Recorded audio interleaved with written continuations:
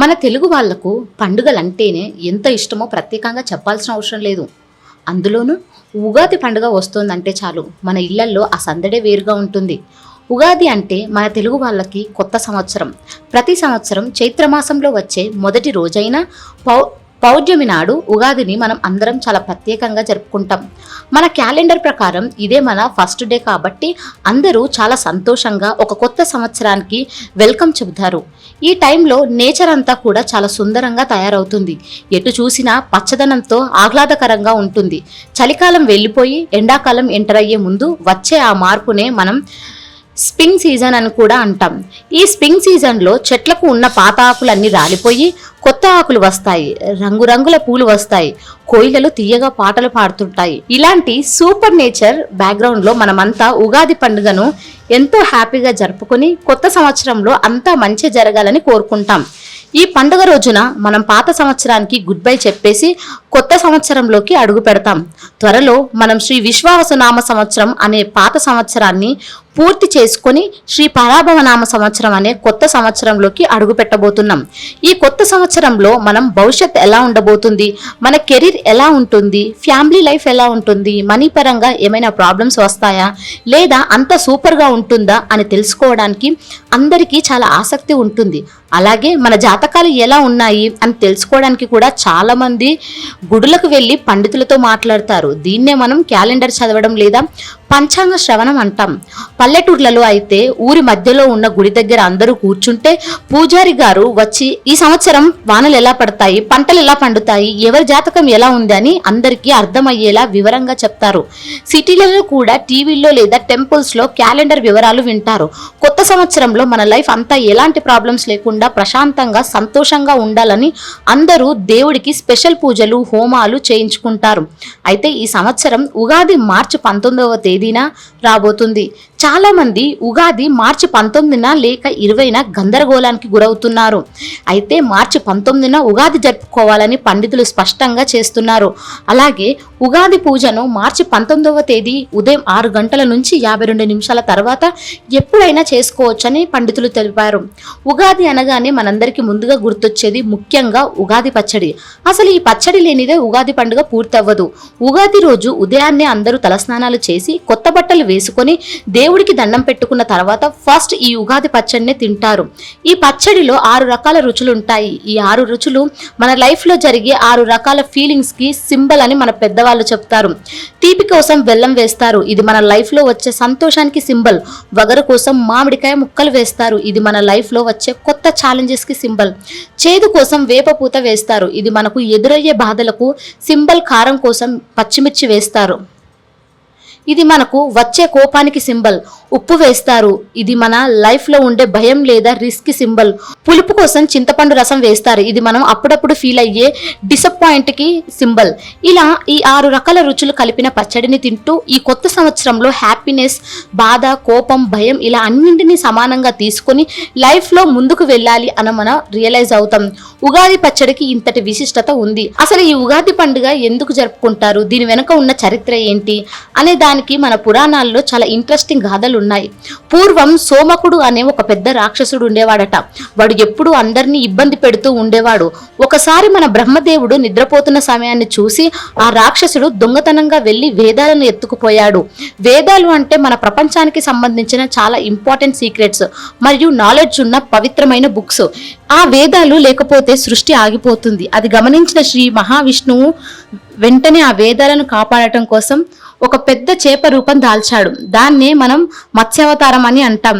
ఆ పెద్ద చేప రూపంలో విష్ణువు సముద్రం అడుగున దాక్కున్న ఆ సోమకుడిని వెతికి పట్టుకొని వాడితో పెద్ద యుద్ధం చేసేవాడిని వధించాడు.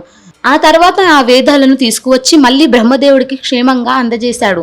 అప్పుడు బ్రహ్మదేవుడు చాలా సంతోషంగా ఫీల్ అయి ఈ ప్రపంచాన్ని మళ్ళీ కొత్తగా సృష్టించడం ప్రారంభించాడు. ఆయన ఈ సృష్టిని మొదలుపెట్టిన ఆ మొదటి రోజే ఈ చైత్రమాసం పౌర్ణమి రోజు. అంటే మన ప్రపంచం అంతా ప్రారంభమైన మొదటి రోజు అన్నమాట. అందుకే ఈ రోజును ఒక కొత్త యుగానికి ప్రారంభ దిశ కాబట్టి ఫస్ట్ లో యుగాది అని పిలిచేవారు. యుగం అంటే ఒక పెద్ద టైం పీరియడ్, అది అంటే ప్రారంభం. ఈ యుగాది అనే పదం రోజులు గడుస్తున్న కొద్దీ అందరూ పలకడానికి ఈజీగా ఉండేలా ఉగాదిగా మారిపోయింది. మనం ఇప్పుడు చాలా సులభంగా ఉగాది అని పిలుచుకుంటున్నాం. మనం సృష్టి ప్రారంభమైన రోజు కాబట్టి దీన్ని మనం అంత ప్రాముఖ్యత కోసం కొత్త సంవత్సరం సంబరంగా చేసుకుంటున్నాం. అంతేకాదు ఈ పండుగ వెనుక మరో ఇంట్రెస్టింగ్ స్టోరీ కూడా ఉంది. మనందరికీ మహాభారతం శ్రీకృష్ణ పరమాత్మ గురించి ప్రత్యేకంగా చెప్పాల్సిన అవసరం లేదు. శ్రీకృష్ణుడు భూమి మీద తన జీవితాన్ని పూర్తి చేసుకుని దేవుడి దగ్గరకు వెళ్ళిపోయిన తర్వాత అప్పటి వరకు ఉన్న ద్వాపర యుగం అంతా అయిపోయింది. ఆ వెంటనే మనం ఇప్పుడు ఉంటున్న కలియుగం ప్రారంభమయ్యింది. ఇలా ఒక యుగం అంతమై మరో యుగం ప్రారంభమైన ఆ స్పెషల్ డే కూడా కరెక్ట్ గా ఇదే ఉగాది రోజు అని మనం పెద్దవాళ్ళు క్యాలెండర్స్ లో రాసి పెట్టారు. అందుకే యుగాల నాటి నుంచి ఈ రోజున ఇంత పెద్ద పండుగలు చేసుకోవడం మనకు ఒక అలవాటుగా మారిపోయింది. ప్రతి సంవత్సరం ఈ రోజు రాగానే మనం పాత విషయాలన్నీ వదిలేసి కొత్త లైఫ్ స్టార్ట్ చేసిన ఫీలింగ్ తెచ్చుకుంటాం. ఇక కేవలం దేవుడి కథల పరంగానే కాకుండా సైన్స్ మరియు స్పేస్ కి సంబంధించిన లాజిక్స్ పరంగా చూసుకున్నా సరే ఈ రోజుకు చాలా స్పెషాలిటీ ఉంది. సంవత్సరంలో ఉండే 365 రోజుల్లో ఎప్పుడు పగలు రాత్రి ఒకేలా ఉండవు కదా. కొన్నిసార్లు పగలు ఎక్కువగా ఉంటే కొన్నిసార్లు రాత్రి ఎక్కువగా ఉంటుంది. కానీ కరెక్ట్ గా ఒక రోజు మాత్రం పగలు మరియు రాత్రి రెండు కరెక్ట్ గా ఈక్వల్ గా ఉంటాయి. చాలా సమానంగా ఉండే రోజు తర్వాత వచ్చే మొదటి పౌర్ణమి రోజునే మనం ఉగాదిగా చేసుకుంటాం. ఇది కంప్లీట్ గా సైన్స్ బేస్డ్ ఫ్యాక్ట్. మన దేశానికి చెందిన చాలా ఫేమస్ ఓల్డ్ సైంటిస్ట్ ఆర్యభట్ట కూడా ఈ రోజు గురించి ఒక సూపర్ పాయింట్ చెప్పారు. కరెక్ట్ గా పౌర్ణమి రోజున భూమి మీద పడే సూర్యకిరణాల వల్ల నేచర్ అంతా కొత్తగా మారుతుందని, భూమి మీద వాతావరణం శాంతంగా ఉంటుందని, అక్కడి నుంచి అసలైన కొత్త సంవత్సరం స్టార్ట్ అవుతుందని ఆయన చాలా క్లియర్ గా వివరించారు. అలాగే వరాహమిహిరుడు అనే మరో గొప్ప శాస్త్రవేత్త కూడా ఉండేవారు.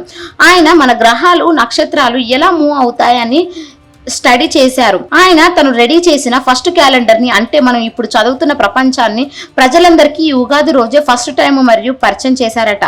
ఈ రోజు నుంచి లెక్కలు స్టార్ట్ చేస్తే సంవత్సరానికి సంబంధించిన క్యాలెండర్ పర్ఫెక్ట్ గా వస్తుందని ఆయన నిరూపించారు.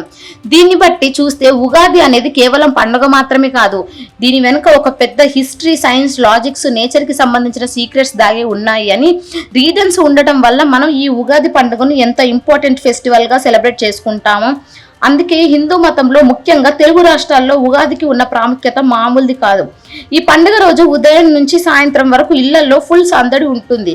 ఆడవాళ్ళు పొద్దున్నే లేచి ఇల్లు మొత్తం క్లీన్ చేసి వాకిట్లో పెద్ద పెద్ద రంగుల ముగ్గులు వేస్తారు. గుమ్మానికి ఫ్రెష్ గా ఉన్న మామిడి ఆకులతో తోరణాలు కడతారు. ఇలా చేయడం వల్ల ఇంటికి ఒక పాజిటివ్ ఎనర్జీ వస్తుందని అందరి నమ్మకం. తర్వాత అందరూ కొత్త బట్టలు వేసుకొని దేవుడికి ఇష్టమైన నైవేద్యాలు వండుతారు.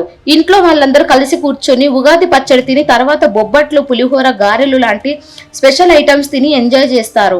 సాయంత్రం అవ్వగానే చుట్టుపక్కల ఉన్న రిలేటివ్స్ ని, ఫ్రెండ్స్ ని కలిసి వాళ్ళకు పండగ శుభాకాంక్షలు చెప్తారు.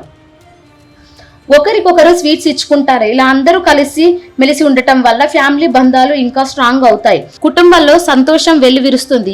ఈ ఆధునిక రోజుల్లో కూడా మన తెలుగు వాళ్ళు ఎక్కడ ఉన్నా సరే, అది అమెరికా అయినా, ఆస్ట్రేలియా అయినా, లేదా మన ఇండియాలో వేరే స్టేట్స్ లో ఉన్నా సరే ఉగాది పండుగను మాత్రం అస్సలు మర్చిపోరు. వాళ్ళకి దొరికిన వస్తువులతోనే 6 రుచుల పచ్చడి వేసుకొని తమ ఫ్రెండ్స్ తో కలిసి చాలా గ్రాండ్ గా ఈ పండుగను సెలబ్రేట్ చేసుకుంటారు. ఆన్లైన్ లో పంచాంగం వింటారు. మన కల్చర్ ని, మన ట్రెడిషన్ ని నెక్స్ట్ జనరేషన్ కి కూడా పాస్ చేయడానికి ఇలాంటి పండుగలు చాలా యూజ్ అవుతాయి. చిన్న పిల్లలకు ఈ పండుగ స్టోరీస్ చెప్పడం వల్ల వాళ్ళకు కూడా హిస్టరీ మీద, దేవుళ్ళ మీద భక్తి భావం, అలాగే మన సాంప్రదాయంపై గౌరవం ఏర్పడతాయి. చివరిగా చెప్పాలంటే ఉగాది పండుగ అంటేనే ఒక కొత్త ఆశ, ఒక కొత్త ఎనర్జీ. ఈ పాత సంవత్సరంలో జరిగిన ఫెయిల్యూర్స్, అన్ని బాధలు మర్చిపోయి ఒక ఫ్రెష్ మైండ్ తో కొత్త సంవత్సరంలో అడుగుపెట్టి సక్సెస్ వైపు వెళ్ళడానికి ఈ పండుగ మనకి ఒక మంచి ప్రారంభం లాగా పనిచేస్తుంది. అందుకే అందరూ ఈ పండుగను ఎంతో ఇష్టంగా, భక్తిగా, సంతోషంగా సెలబ్రేట్ చేసుకోవాలని మనసారా కోరుకుంటున్నారు. ఈ వీడియో మీకు నచ్చినట్లయితే లైక్ చేయండి, షేర్ చేయండి. ఇలాంటి మరెన్నో వీడియోల కోసం ఛానల్ ను సబ్స్క్రైబ్ చేసుకోండి. అలాగే బెల్ ఐకాన్ ను నొక్కండి. దీని ద్వారా మేము చేసే ప్రతి వీడియో నోటిఫికేషన్ రూపంలో మీ వద్దకు చేరుతుంది. సర్వేజన సుఖినో భవంతు.